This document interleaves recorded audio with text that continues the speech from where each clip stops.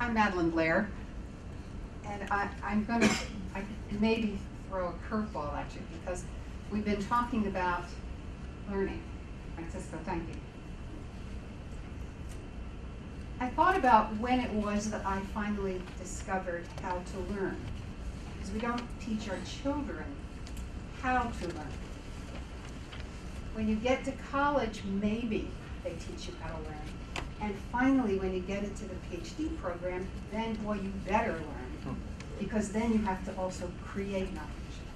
So I just want to just pass that on to you and let you comment, because now what we're asking is, oh, all these staff members who've grown up in the system, we're asking them to learn as well as share.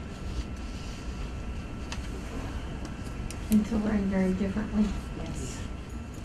I heard Michael's story probably, I think 2004, about asking the executives. He's very kind. He's very kind. For their ledger of assets.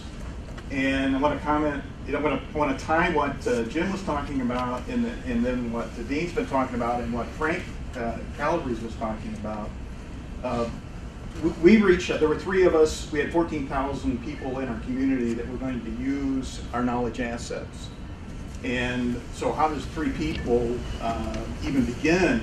In fact, we were told it was impossible.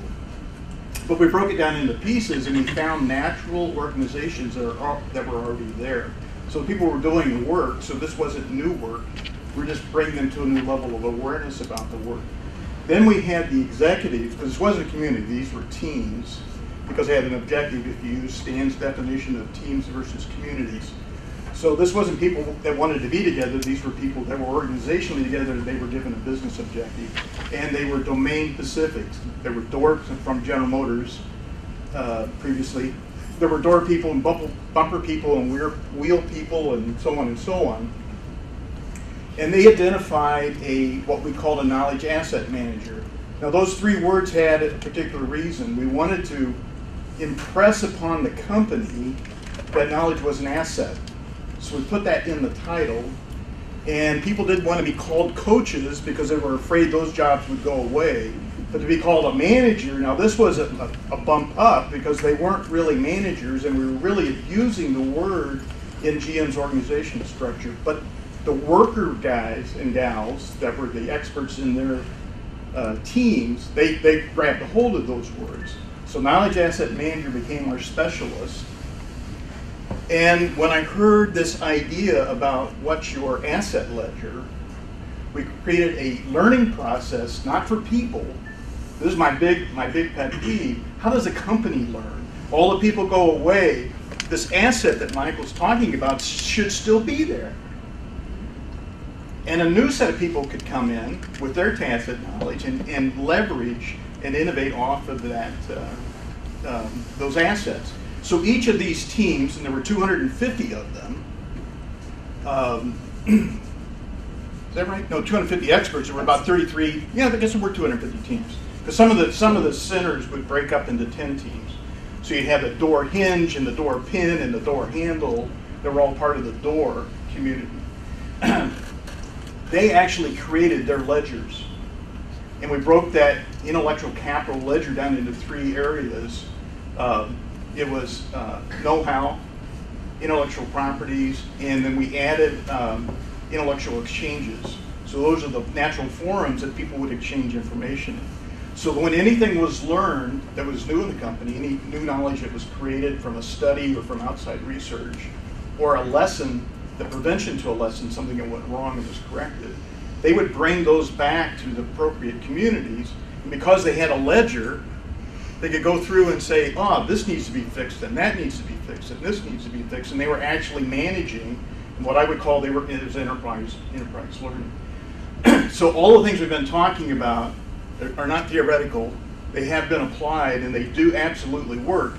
And then on the plus side, the knowledge asset managers, because they had these roles that included report back to management on some of these things, some of the folks were able to parlay that into promotions for themselves because they were in the consciousness of management because they're facilitating all of these activities. within their community. So some of the folks were really able to take advantage of the situation and add it onto the resume. So that there's a lot of upside to all of this. Just wanted to share that with you.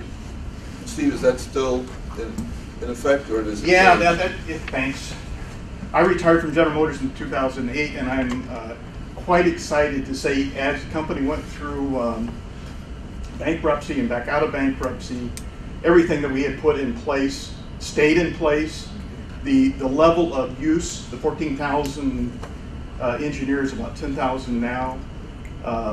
Those best practices have been used and applied over 1 million times. So it's in that learning process I talked about. It's still there, still functioning. Quite excited about it. The thing that they had last done in the last year, the rules that were in the database were passive. They were there to go get. They've now turned them into active rules, and they're actually put into the workflow. So that when an engineer logs in the morning, they're working on their design, the rules are appearing in their math data. And so it's absolutely 100% being used every single day across the globe. But for it to still be active without the three of us there is pretty amazing. Thanks, Steve. I want to also add on, without being boring, another case study with Northrop Grumman. As you know, one of my initiatives has always been, we need to come up with names that are universal, because like Boeing has, I don't know how many countries, 24,000 partners around the world. Like an international pilot, you only give them a dictionary of 90 English words, like take off, land, don't sleep, or something like that. We did a dissertation on this, and I'll make it available to everyone. Andreas Andreo went out to Northrop Grumman to come up with a template to facilitate naming these assets, because if you don't name it, you don't own it. If you don't have a name for it, and we have SIC codes for everything we do. That's how we keep track of our GDP, which we know is not the best macro indicator, but it's one we all agree on. So we went out to Northrop Grumman, who was supporting Lockheed, and Patrice is here from Lockheed. You ought to pick her brain, because she's the knowledge strategist at Lockheed at the corporate level. But we went out there, and they were doing the upgrade on the FNA-18. So this is not just about automobiles, this is about planes. I guess if we had trains in here, we could have planes, automobiles, and whatnot. And they were also doing the new strike fighter, the F-35, which is the next generation of high-performance fighter. So we went out there, and they have Phil, can't remember his name, but he was a PhD, and he was their asset manager. And we worked with him. We said, I'm only talking human capital now. I'm not talking organizational and relationship, which are often overlooked, which represent probably 70% of your knowledge assets, but only on human capital. We began to come up with a template to facilitate their naming their assets. Because everyone says, well, I'm an aerospace designer. Well, that doesn't help me. Do you design the wing? Do you design the engine? Do you design the ejection seat? I need to know that. And so we started coming up with a template at the strategic, operational, and tactical level to come up with a template to facilitate naming in any industry. And it took us a semester. He got his doctorate out of it. A little convoluted, like most PhDs, you know, they live in these ivory towers.